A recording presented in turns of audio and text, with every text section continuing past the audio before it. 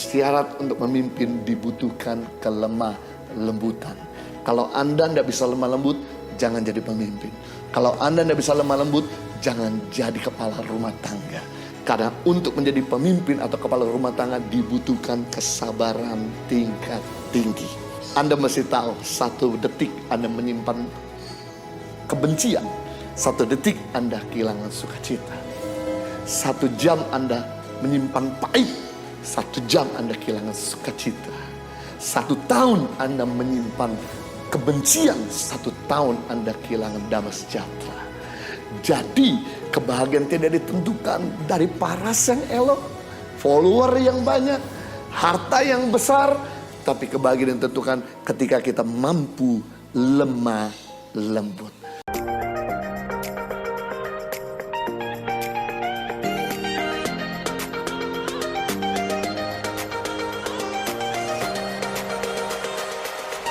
Saya mau sampaikan dengan topik yaitu the strength of meekness, kekuatan kelemah lembutan. Persoalan terbesar dan terbanyak yang terjadi dalam kehidupan kita sehari-hari disebabkan karena ketiadaan kelemah lembutan. Hubungan suami dengan istri bisa bercerai gara-gara mulut yang tidak lemah lembut. Hubungan atasan dan bawahan bisa renggang gara-gara sikap yang tidak lemah lembut. Bahkan hubungan adik dengan kakak tidak ngomong puluhan tahun gara-gara perbuatan yang tidak lemah lembut. Ternyata ketiadaan kelemah lembutan adalah penyebab persoalan terbesar dan terbanyak dalam kehidupan kita sehari-hari. Dan kelemah lembutan bukan bicara tentang orang yang lemah, tapi kelemah lembutan bicara tentang orang yang paling kuat, karena dia sanggup memikul situasi genting agar tetap berjalan dalam keadaan kondusif. Sekali lagi, kelemah lembutan bukan bicara tentang orang yang lemah, tidak berdaya, tapi kelemah lembutan bicara tentang orang yang paling kuat, karena dia sanggup memikul situasi genting agar tetap berjalan dalam keadaan kondusif. Kita akan belajar dari seorang paling lemah lembut di dunia ini bernama Yesus Kristus sebelum masa penyaliban. Dalam Matius 26 ayat 52 sampai 54 saya akan bacakan kepada kita semua. Matius 26 ayat 52. Maka kata Yesus kepadanya, masukkan pedang itu kembali ke dalam sarungnya, sebab barang siapa menggunakan pedang akan binasa oleh pedang. Atau kau sangka bahwa aku tidak dapat berseru kepada Bapakku supaya ia segera mengirim lebih dari 12 pasukan malaikat membantu aku? Jika begitu, bagaimanakah akan digenapi yang tertulis oleh kitab suci yang mengatakan bahwa harus terjadi demikian? Firman Tuhan yang baru saja kita dengar adalah cerita pada waktu Yesus semalam-malaman berdoa di Taman Getsemani. Sementara Yesus sedang serius dalam berdoa, sementara Yesus sedang hanyut dalam berdoa di Taman Getsemani, Yesus tiba-tiba ditangkap sama 3 kelompok besar, ahli Farisi, imam Saduki, dan tentara Romawi. Mereka semua menudingkan kesalahan dan maki-maki kepada Yesus. Melihat kejadian demikian, seorang murid Yesus yang berapi-api melihat Yesus dimaki-maki tanpa salah, dia tidak bisa terima. Segera dia ambil pedang dan dia bacok salah satu telinga prajurit Romawi. Melihat kejadian demikian, Yesus tidak memberikan aplaus, tepuk tangan, karena Petrus membela gurunya, melainkan Yesus menegur Petrus dengan keras, Petrus, masukkan kembali pedangmu dalam sarungnya, sebab barang siapa menggunakan pedang akan binasa oleh pedang. Atau kau sangka bahwa aku tidak bisa berseru kepada Bapa untuk memanggil lebih dari 12 pasukan malaikat untuk membantu aku? Kata 12 pasukan malaikat di sini bukan 12 personil, tapi kalau kita baca kata 12 pasukan malaikat ini dalam bahasa Inggris atau dalam bahasa asli 12 legion. Satu legion di dalamnya terdiri 6.000 personil. Berarti Yesus sanggup memanggil 6.000 ke 12 kita 72.000 malaikat membantu Yesus. Berarti kita bisa melihat Yesus ditangkap bukan karena nggak bisa melawan. Yesus ditangkap karena dia menyerahkan dirinya. Yesus ditangkap bukan karena nggak bisa memberontak. Yesus ditangkap karena dia menyerahkan dirinya atau dia lemah lembut. Sama seperti film Man of Steel, di mana Superman ditangkap sama tentara Amerika bukan karena Superman tidak bisa melawan. Superman ditangkap sama tentara Amerika karena dia menyerahkan dirinya. Saya percaya film Superman banyak belajar film Tuhan Yesus. Berarti kita bisa melihat di sini, ternyata orang yang lemah lembut adalah orang memimpin keadaan.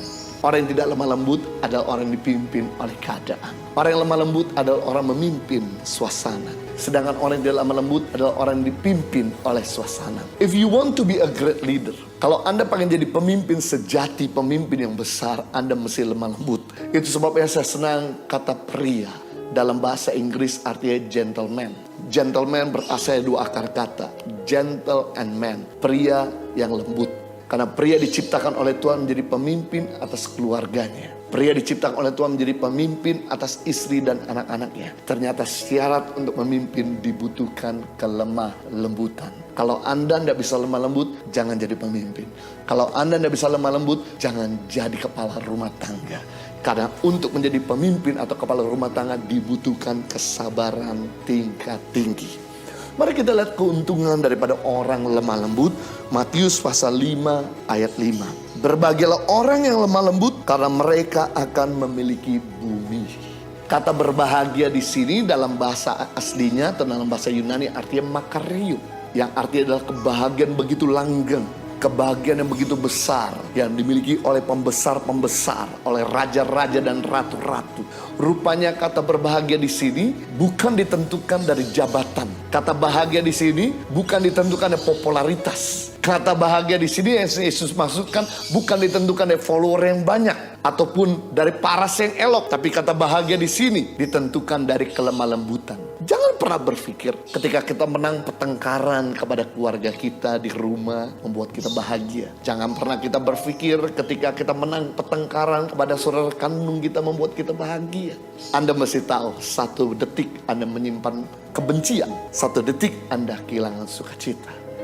1 jam Anda menyimpan pahit, 1 jam Anda kehilangan sukacita. 1 tahun Anda menyimpan kebencian, 1 tahun Anda kehilangan damai sejahtera. Jadi kebahagiaan tidak ditentukan dari paras yang elok, follower yang banyak, harta yang besar, tapi kebahagiaan ditentukan ketika kita mampu lemah lembut.